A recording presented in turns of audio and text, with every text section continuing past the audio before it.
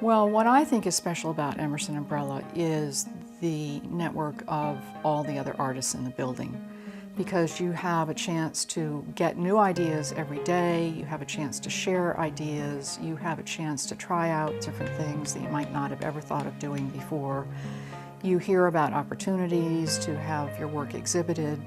It's just endless, the number of possibilities that you get from sharing amongst other artists.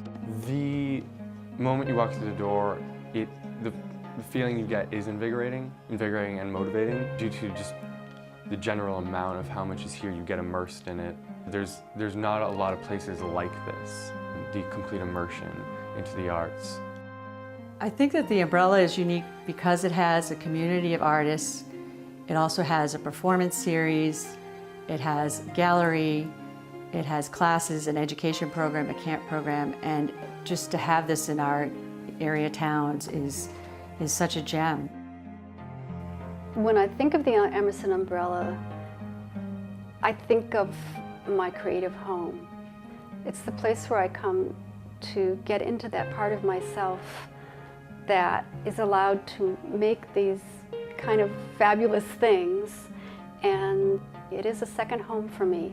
There's no other place where you could get 50 or 60 artists together in the same location, all working together and developing, their creative skill and their craft.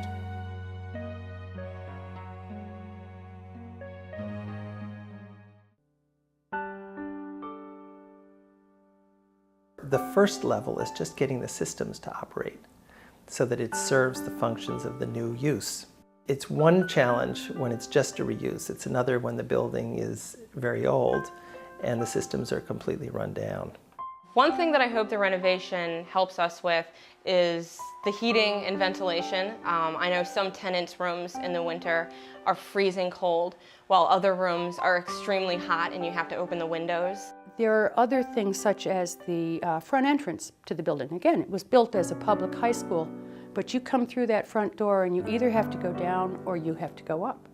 They never thought that somebody in a wheelchair might be coming to a public school. Everybody here is just dying to improve this theater, which is kind of it's an old high school gymnasium sort of theater thing that's kind of just a jewel waiting to be polished. One thing is that we absolutely need air conditioning in the theater in parts of the building. There's never been air conditioning there. So the theater can't be rented out in the summer months. Being in the clay department, we have problems with the floor, just the tiles of the floor actually breaking up and seeing holes through the floors in some spot. My windows rattle and I can see light through the bottom of the window when it's closed. So, those are going to need updating. Everyone here enjoys the gallery space upstairs, and I think that would be a great improvement to have the gallery not be kind of a pass-through hallway, but be a purpose-built gallery.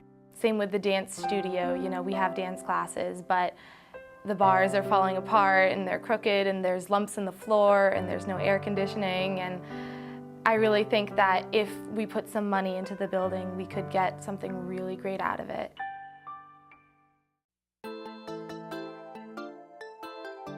The basic approach is to leave what's here that's of value and doesn't need to change, and then alter minimally the other things so that this is an economical approach, so that you really get the greatest change in terms of accessibility and the sense of community. The first step is that we're going to change the front lawn. When you are on the sidewalk in front of the building, create a path that takes you directly in to the front door, and lower the path so that it's at grade so that you don't have any steps between you and the front door. And when you walk in, whether you're walking or in a wheelchair, everybody can take the same easy path. When you talk to people, they're always feeling like, I can't plug in my pencil sharpener where I need it to plug in, and the building is too hot. The bathrooms are not accessible. The whole building isn't accessible. So our goal is to take all the systems and resolve them with a very simple design. The exterior of the building will feel much as it does today. The only difference is the door will be a little bit taller because we brought the grade down so that you can just walk directly in. And when you see in, instead of seeing the big stair, and that area will become an open lobby that's 2 stories. If you look up, you'll see what will be the new lobby gallery area just outside the theater. The theater currently is not accessible, and one of the basic things we're doing is making it accessible. There'll be new acoustics, new lighting, new sound systems, and air conditioning. By making the building visually, physically, acoustically accessible, it will achieve the goals of the Emerson Umbrella.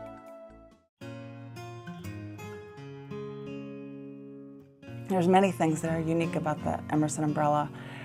To me, it's a kind of village of artists, writers, different kinds of organizations like Musketequid, like the Nature Connection, that bring programs out into the community. I work with the Nature Connection, a nonprofit that brings animals and nature to people with disabilities, youth at risk, and elders.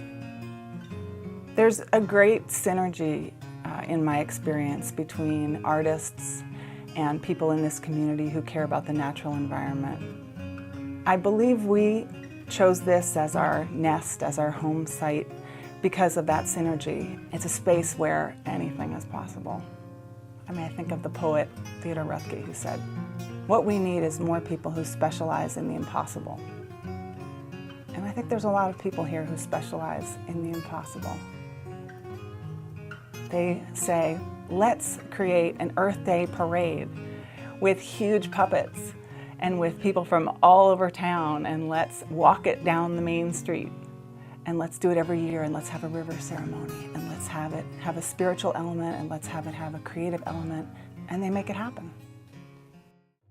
After the Haiti earthquake, Paul and I were both really into trying to do something to help, and we weren't sure exactly what to do. Neither of us have a lot of money just to donate, so Paul came up to me with the idea to have a concert. I called up Emerson, and they really helped us out a lot.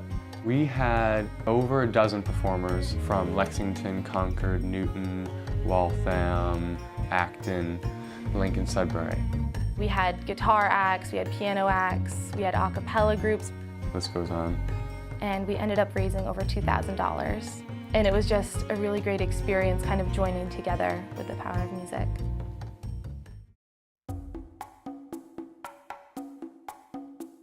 I think Emerson Umbrella really has the potential to be the heart and soul of Concord and the surrounding communities. By providing a space where people can go to see art, to be engaged, to try new things, and to do it in a safe way, where you can be free to express yourself, is a huge draw. If you don't have the arts in your community, and especially when schools are cutting budgets, it's even more important for Emerson Umbrella to have this option of arts education so that kids and adults can take classes there. The students that come here come from all over the area, not just Concord. I teach all the children's classes, and they run from about age 5 up through teenagers. I do beginning adult pottery, and there are 2 other faculty members that teach the other pottery classes for adults with more experience. I was an art major at school and had stopped doing my own art for a long time, and came to an open studio here 7 years ago.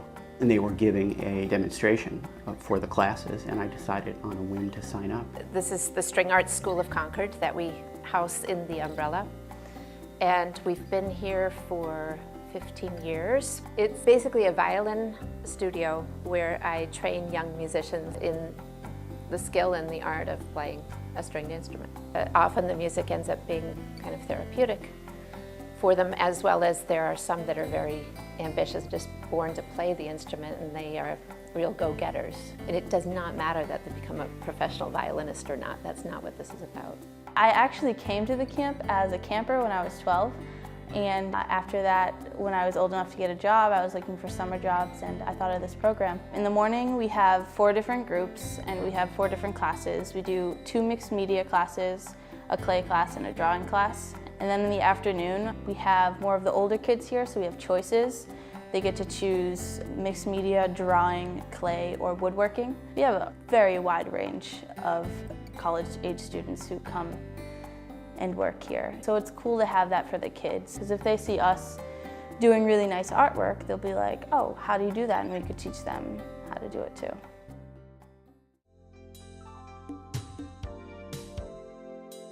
When I think about Emerson Umbrella, the word that comes to mind is art.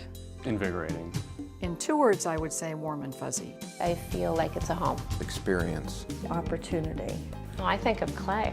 Building is alive. Nurturing, They're all about community. Close. Inspiring, Synergistic. Great resource. Creative and fun. and that's why I support the Emerson Umbrella. Your faith was strong, but you needed proof. You saw her bathing on the roof. Her beauty and the moonlight overthrew you. She tied you to a kitchen chair. She broke your throne and she cut your hair. And from your lips she drew the hair.